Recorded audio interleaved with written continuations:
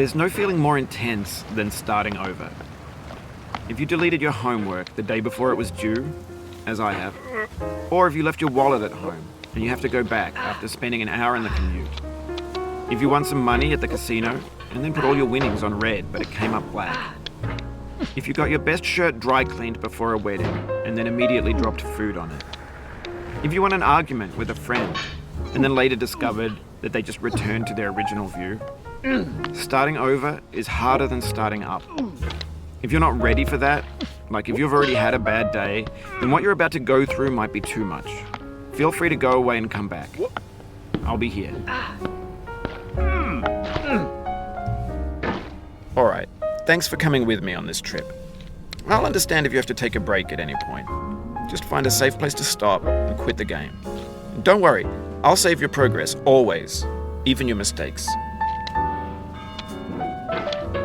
This game is a homage to a free game that came out in 2002, titled Sexy Hiking.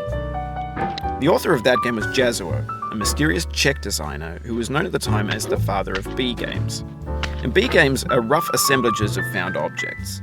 Designers slap them together very quickly and freely, and they're often too rough and unfriendly to gain much of a following.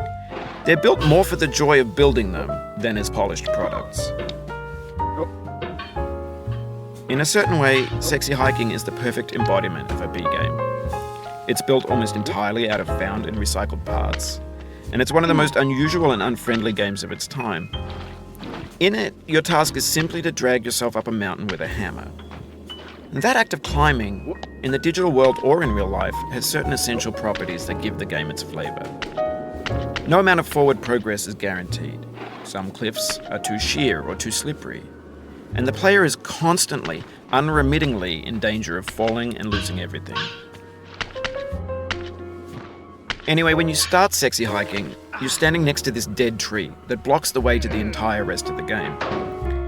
It might take you an hour to get over that tree, and a lot of people never got past it. You prod and you poke at it, exploring the limits of your reach and your strength, trying to find a way up and over. And there's a sense of truth in that lack of compromise. Most obstacles in video game worlds are fake. You can be completely confident in your ability to get through them once you have the correct method or the correct equipment or just by spending enough time. In that sense, every pixelated obstacle in Sexy Hiking is real. The obstacles in Sexy Hiking are unyielding, and that makes the game uniquely frustrating. But I'm not sure Jazuo intended to make a frustrating game. The frustration is just essential to the act of climbing, and it's authentic to the process of building a game about climbing.